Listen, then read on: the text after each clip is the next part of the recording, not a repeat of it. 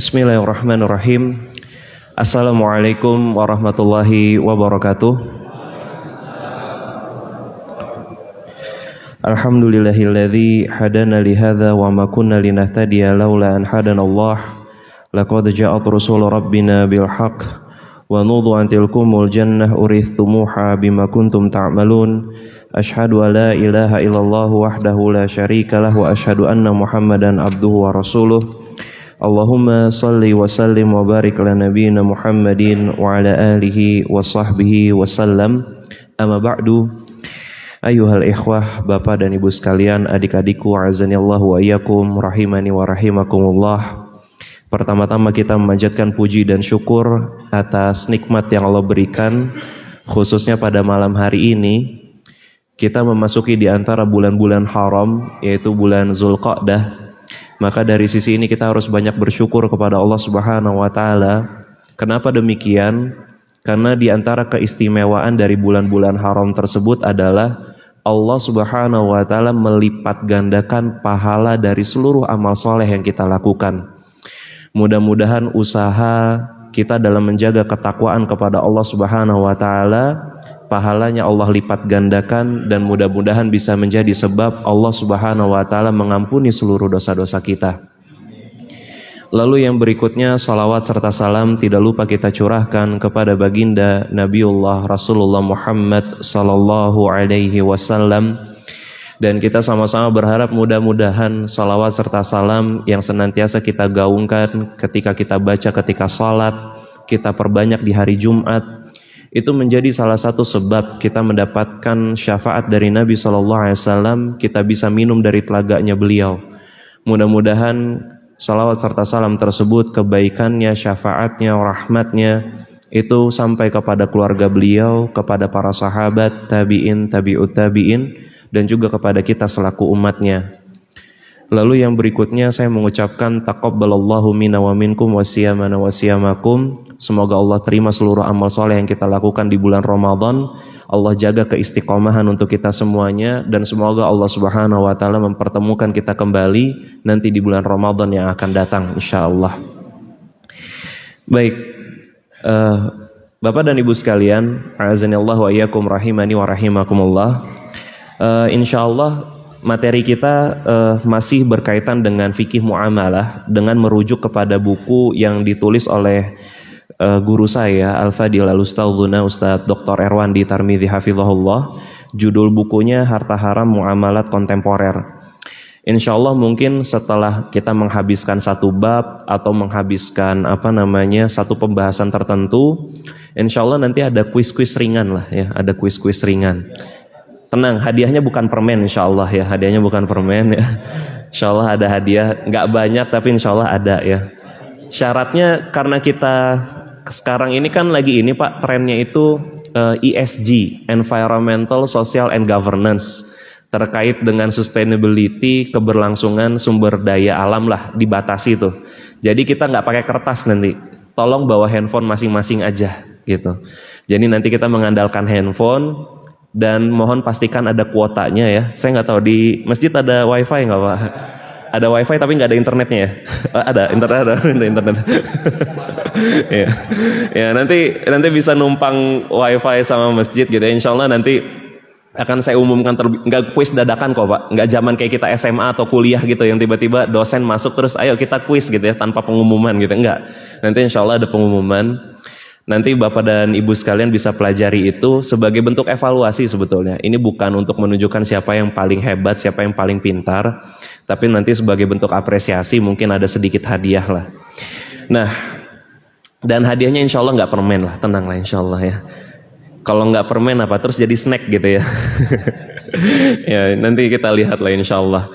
Nah, Bapak dan Ibu sekalian, tadi sebagaimana saya sudah sebutkan bahwasannya referensi yang kita gunakan, referensi utama kita adalah buku Harta Haram Muamalat Kontemporer. Kenapa demikian? Sebagaimana yang saya pernah sebutkan sekitar 2 bulan yang lalu. Jadi kalau misalnya Bapak-bapak udah baca buku ini, ya, Ibu-ibu udah baca buku ini, lalu punya pertanyaan di bab ya atau pembahasan tertentu yang belum kita bahas gitu, maka itu nggak jadi masalah, silakan aja ditanyakan. Karena lagi-lagi fungsi utama buku ini adalah sebagai referensi. Adapun kalau misalnya Bapak dan Ibu sekalian membaca lebih cepat, menghabiskannya lebih cepat, lalu ada 1-2 kasus yang tidak bisa dipahami, lalu ingin ditanyakan, maka nggak jadi masalah. Nah, insya Allah kita akan masuk kepada pembahasan terkait, kalau di buku ini, itu beliau memberikan judul Dampak Harta Haram Terhadap Pribadi dan Umat. Adapun judul yang saya berikan kepada panitia, kepada DKM, yaitu bagaimana caranya kita meraih keberkahan dari harta yang kita cari, dari yang kita perjuangkan lah. Baik itu dari sisi usaha, dari sisi kita bekerja sebagai karyawan. Maka dari sisi ini bagaimana sih caranya kita mendapatkan keberkahan dari harta tersebut?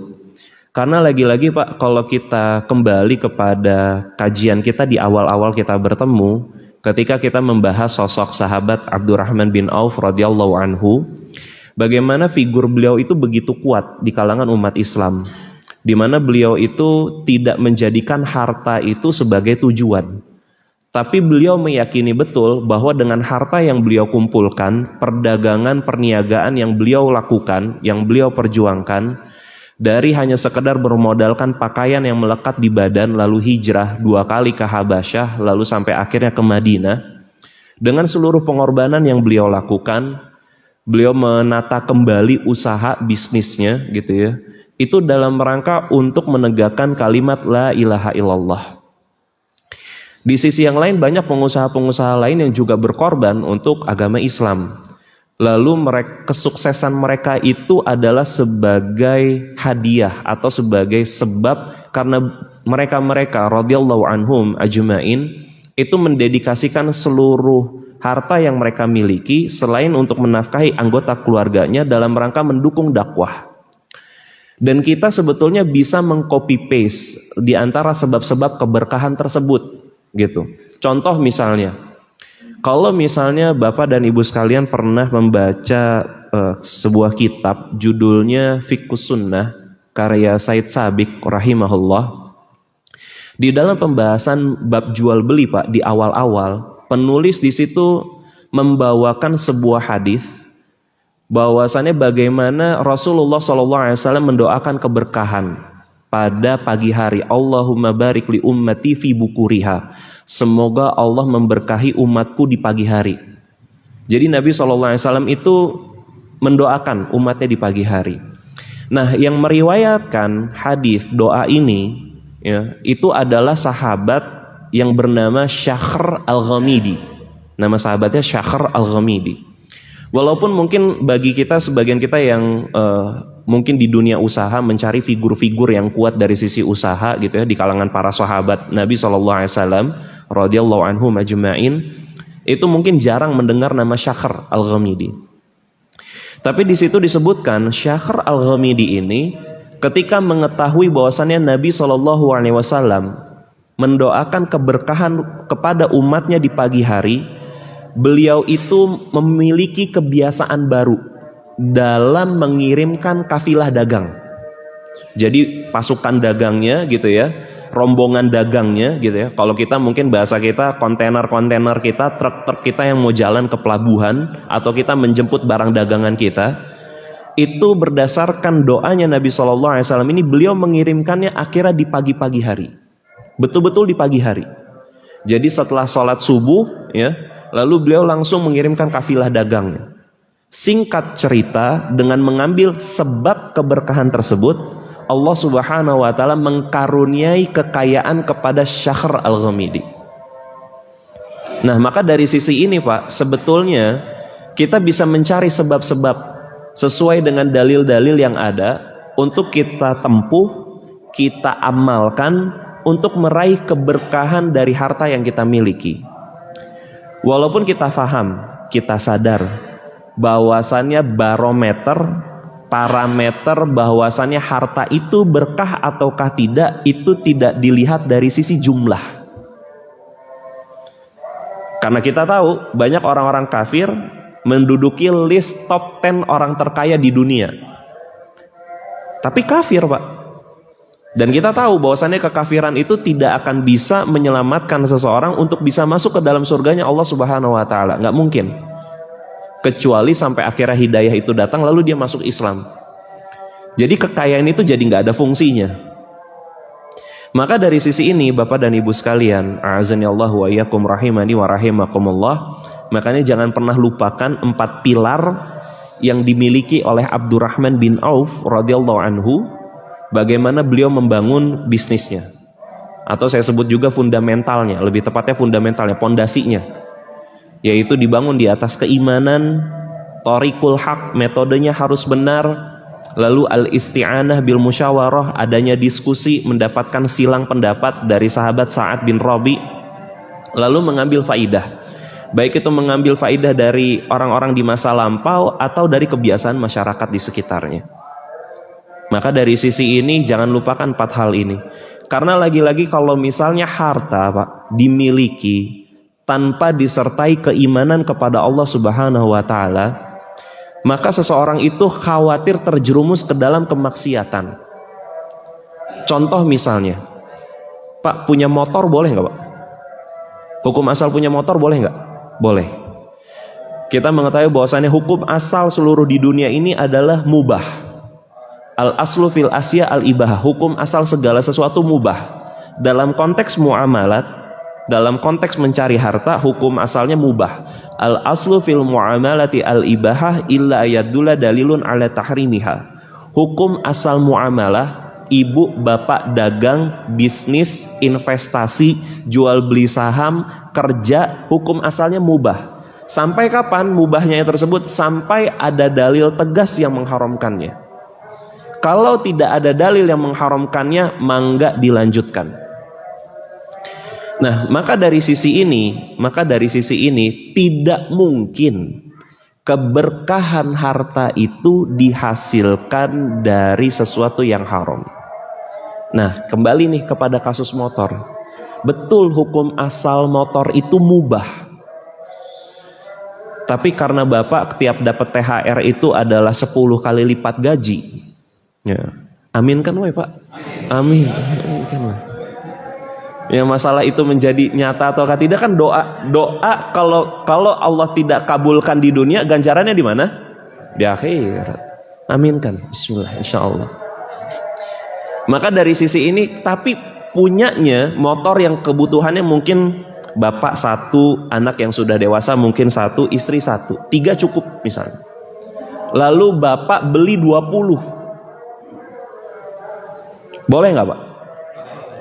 Boleh aja, tapi khawatirlah terhadap firman Allah Subhanahu wa taala terkait larangan israf, berlebih-lebihan terhadap perkara yang mubah. Nanti kan ada israf, ada mubadzir.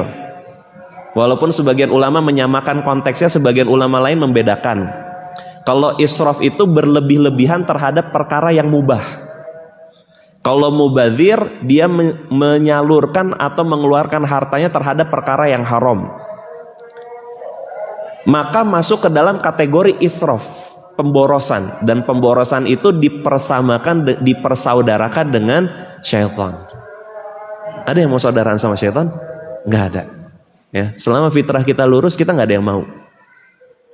Maka dari sisi ini betul hukum asal motor mubah, tapi ketika dia masuk ke dalam berlebih-lebihan, maka khawatirlah, maka dia masuk ke dalam perkara berlebih-lebihan atau israf tadi. Punya handphone boleh, tapi kalau misalnya sudah dipakai sama ibu-ibu stalking Instagram, kalau sekarang nggak Instagram, TikTok live,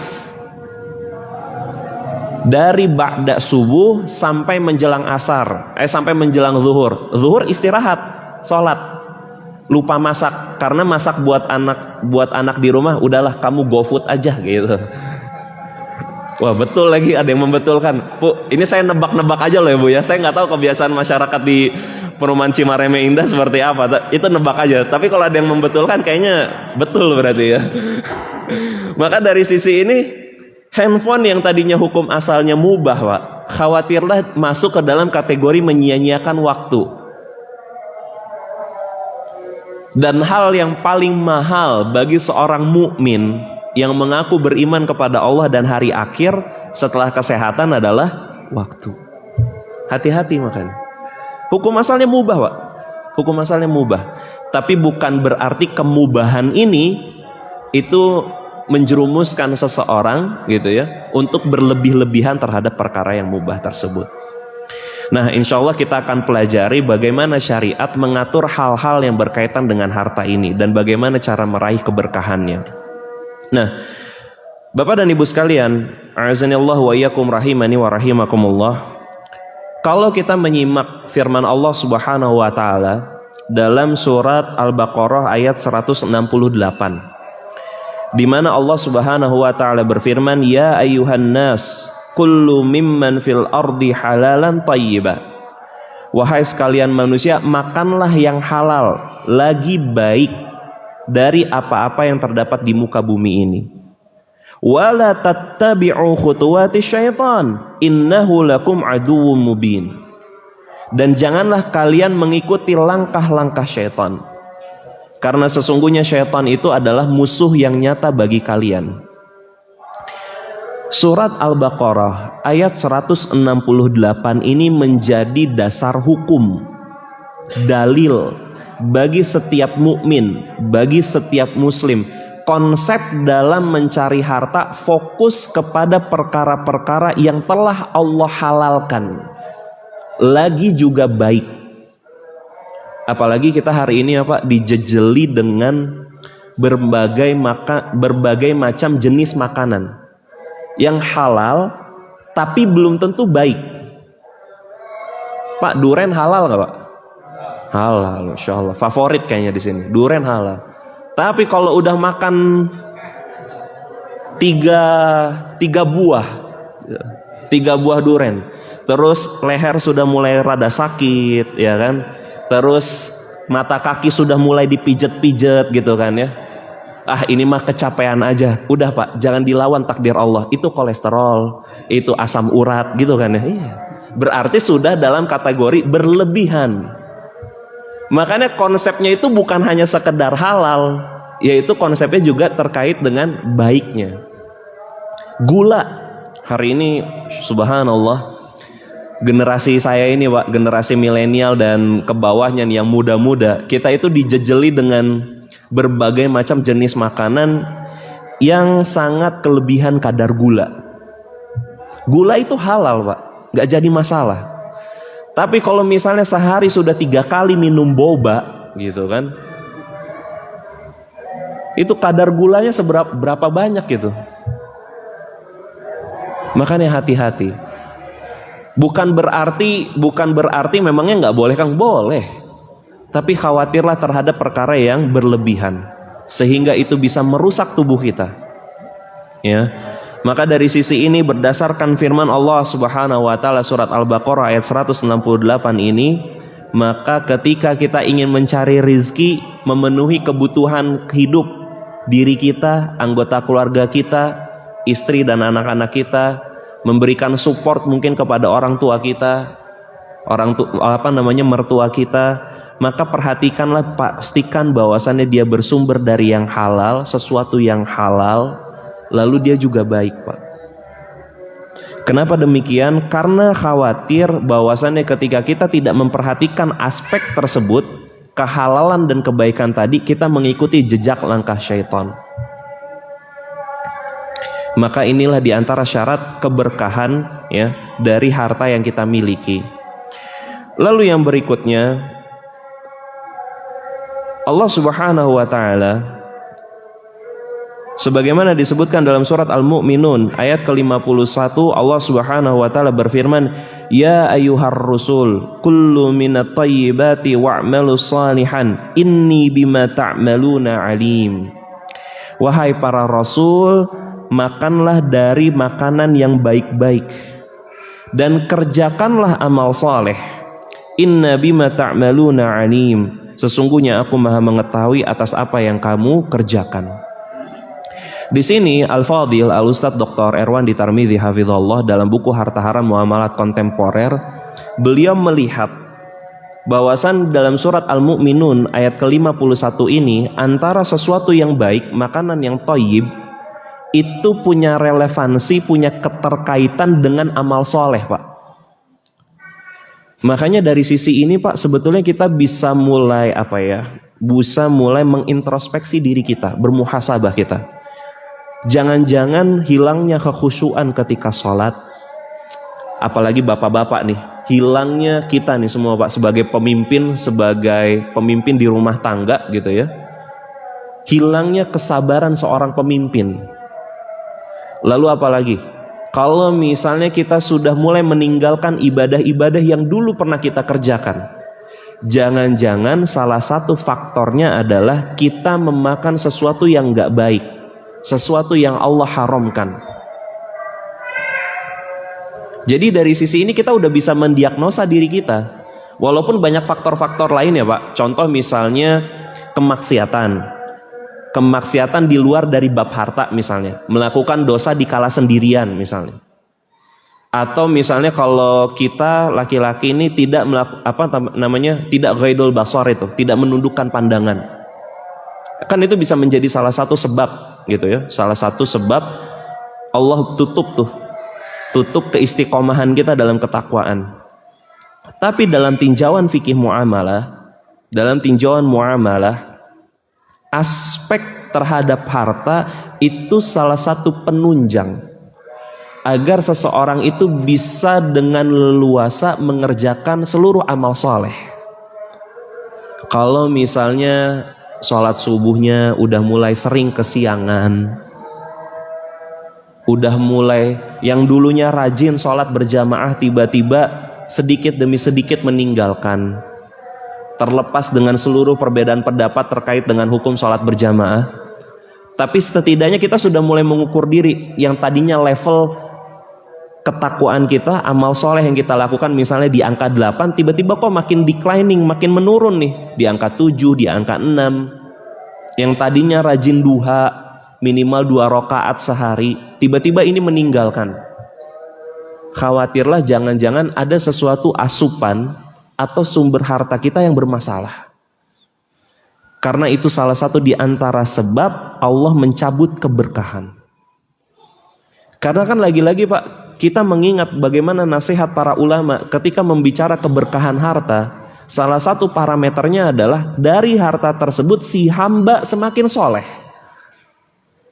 Jadi tidak pernah terkait antara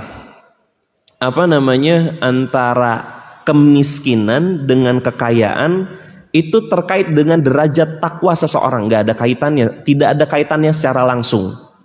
Tapi kaitannya dari sisi harta tersebut adalah apakah harta yang dia dapatkan itu semakin mendekatkan dirinya kepada Allah Subhanahu wa taala ataukah tidak.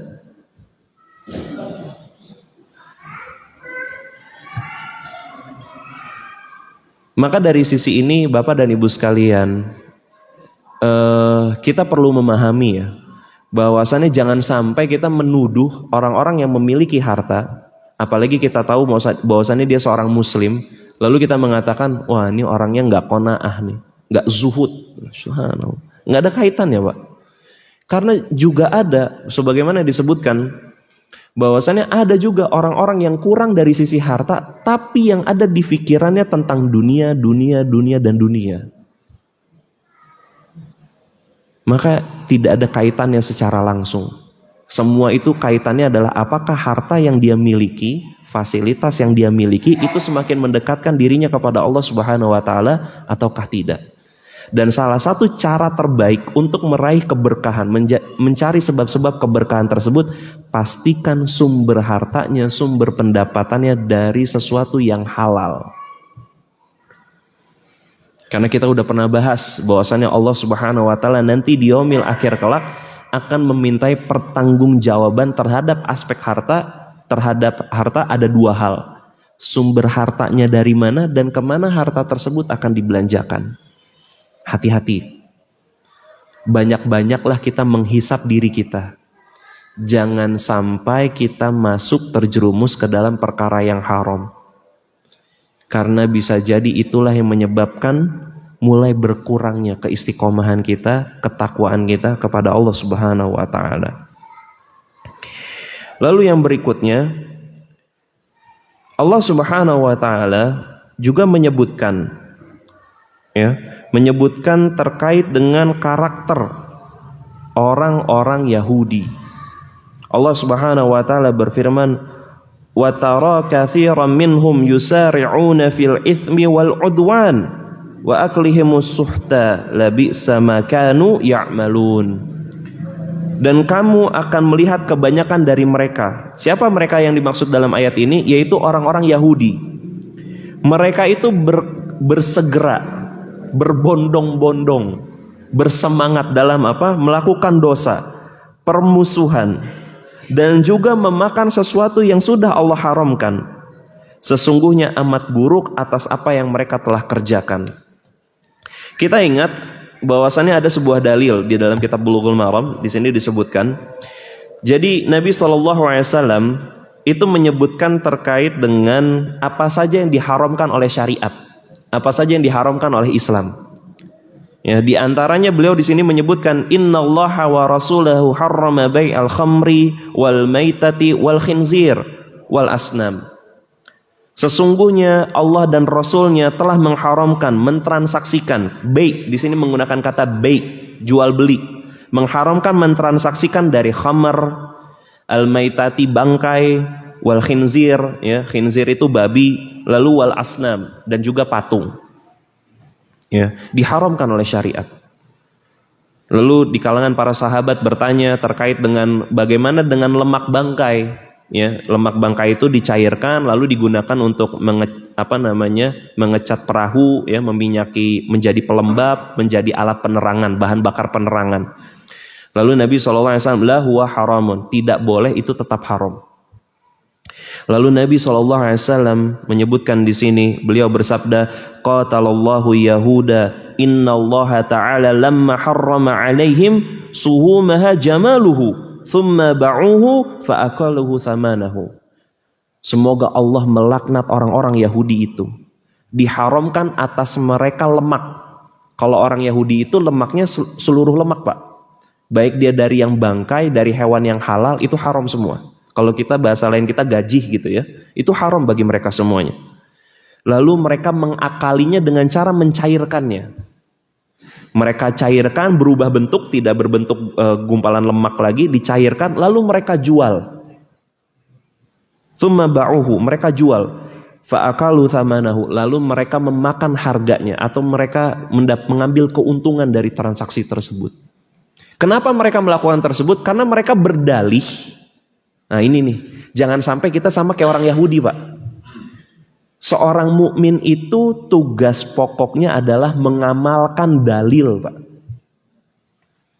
Mohon digarisbawahi, tugas pokok seorang mukmin itu mengamalkan dalil.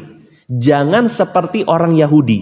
Kenapa orang Yahudi? Orang Yahudi itu mendalili amal. Nah, kira-kira dalil yang membolehkannya mana nih? Gitu. Dicari-cari.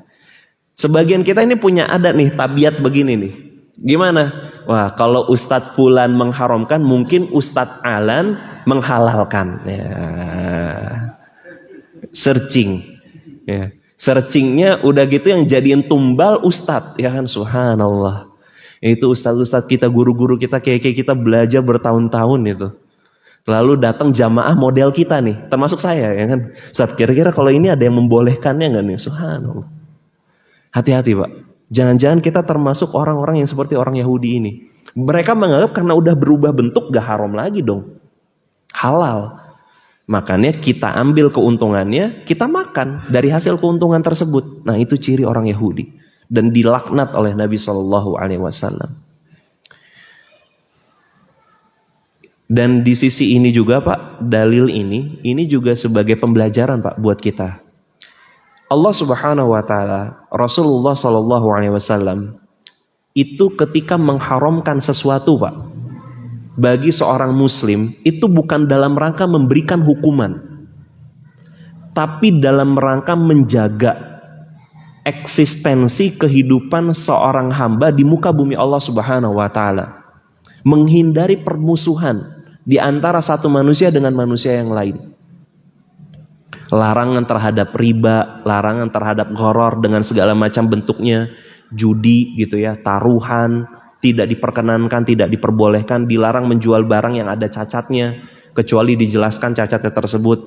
Itu dalam rangka untuk menjaga kestabilan hidup sesama manusia. Dalam aspek sosiologinya tuh sehingga timbul masyarakat muslim yang saling pengertian, meminimalisir kerusakan. Tapi Allah Subhanahu wa taala bagi orang-orang Yahudi ada syariat-syariat yang ditetapkan bagi mereka dalam rangka sebagai bentuk hukuman, Pak. Contoh tadi, gaji tadi. Kebayang mereka kalau sebentar lagi kita menjelang Idul Kurban, kita tahu betul kalau yang biasa nyembelih itu bagaimana memisahkan antara lemak dengan daging. Gampang nggak, Pak? Susah, itu butuh effort itu. Tapi bagi kita lemak itu halal. Yang mungkin dilarang bagi mereka yang memiliki kolesterol, ya. Tapi hukum asalnya halal buat kita. Tapi orang Yahudi itu haram, Pak, nggak boleh. Kenapa? Diharamkan bagi mereka sebagai bentuk hukuman. Terus apalagi hukuman buat syariat sebagai bukti hukuman buat mereka. Contohnya lagi misalnya adalah larangan mencari nafkah, memancing di hari Sabtu, di hari Jumat, di hari Sabtu itu. Kalau kita, hari besar kita kan hari Jumat. Malah kita fantasyiru fil ard, malah kita disuruh bertebaran di muka bumi ini untuk dalam rangka apa? Mencari rizki. Orang Yahudi nggak boleh, Pak.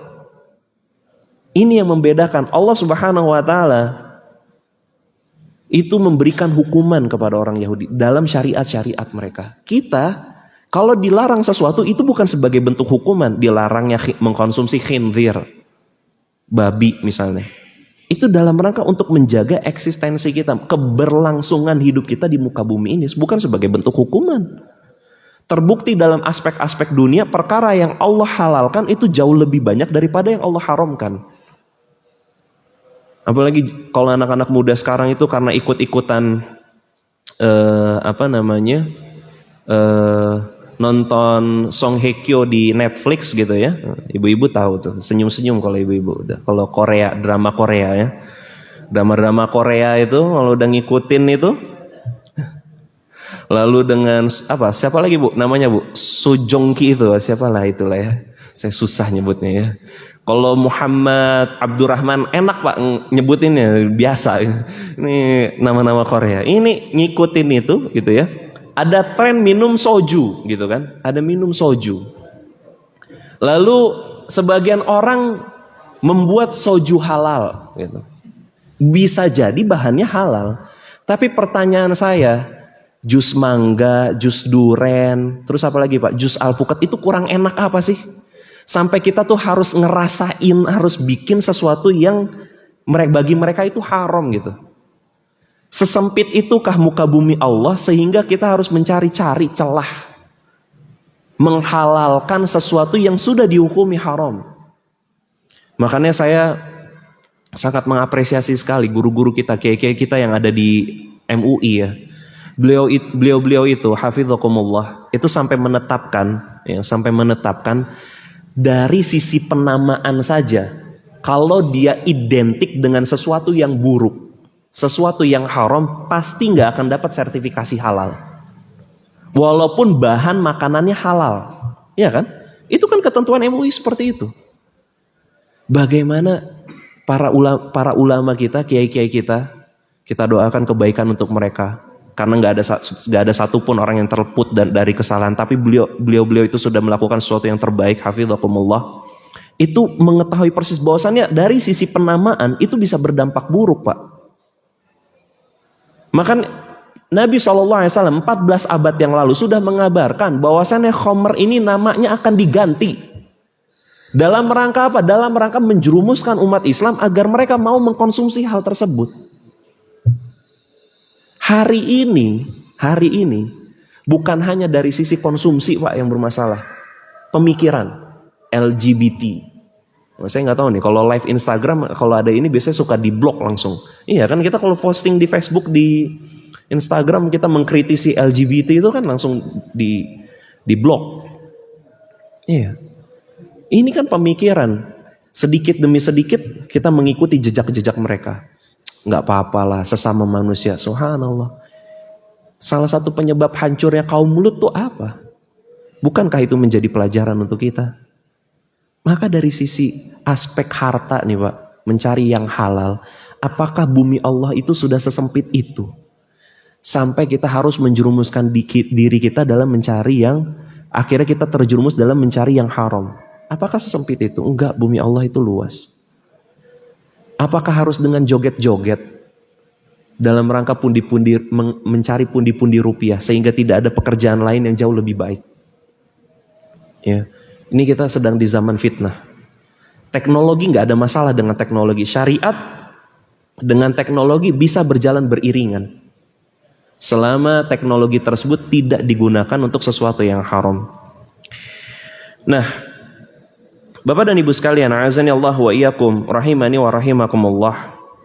Di antara konsekuensi yang berat dari seseorang mencari harta yang haram, ini sebagaimana nasihat Rasulullah SAW kepada Ka'ab bin Ujrah radhiyallahu anhu. Ya Ka'ab bin Ujrah, wahai Ka'ab, innahu la yarbu lahmun nabata min suhtin illa kanatin naru aula bih.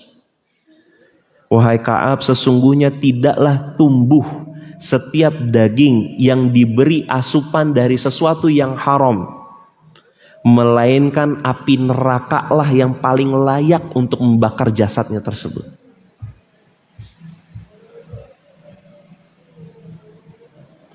Seringan-ringannya siksaan di api neraka, Pak, diletakkan sendal di kaki kita, di telapak kaki kita, lalu apa yang mendidih?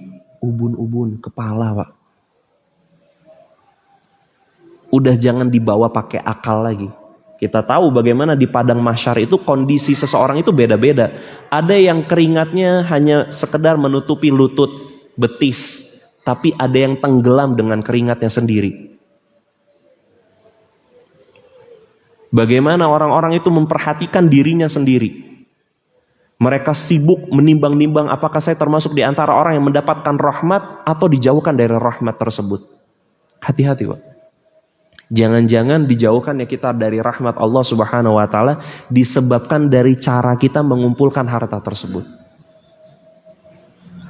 Lalu yang berikutnya, di antara hal yang harus kita perhatikan Bapak-bapak sekalian, Bapak dan Ibu sekalian, kita perhatikan bahwasannya kehalalan harta itu salah satu di antara sebab untuk diterimanya amal soleh. Diterimanya amal soleh. Jadi jangan ada istilah, nggak apa-apalah, ngumpulin harta yang haram, nyuri, nyolong, nanti sedekahnya gedein. Apa Pak, tokoh fiktif itu karangan orang barat itu apa? Robin Hood ya, Robin Hood ya. Profesinya nyolong lalu diberikan kepada fakir miskin, kan gitu ya, kalau pakai istilah kita, diberikan kepada fakir miskin. Dibenarkan dari sisi syariat? Enggak boleh. Sesuatu yang haram lalu ditujukan kepada sesuatu yang dari sisi syariat diperbolehkan, bahkan bisa mendatangkan pahala, bukan menjadi alasan penghalalan terhadap sesuatu yang haram tersebut. Nggak apa-apa korupsi, nanti uangnya buat dakwah, bangun masjid, kan gitu, bangun pesantren, audit sumber pesantrennya dari harta korupsi. Subhanallah. Berharap bisa menghapuskan dosa-dosanya. Nggak bisa, Pak. Nabi SAW itu sudah menyebutkan bagaimana orang-orang yang berangkat haji dari harta yang haram tertolak hajinya.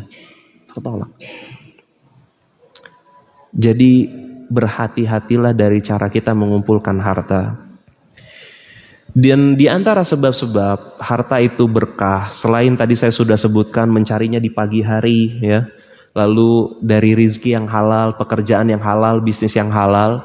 Di antara sebab-sebab yang bisa mendatangkan keberkahan dari harta yang kita miliki, pastikan harta yang kita miliki itu senantiasa digunakan untuk mendukung amal soleh yang kita lakukan.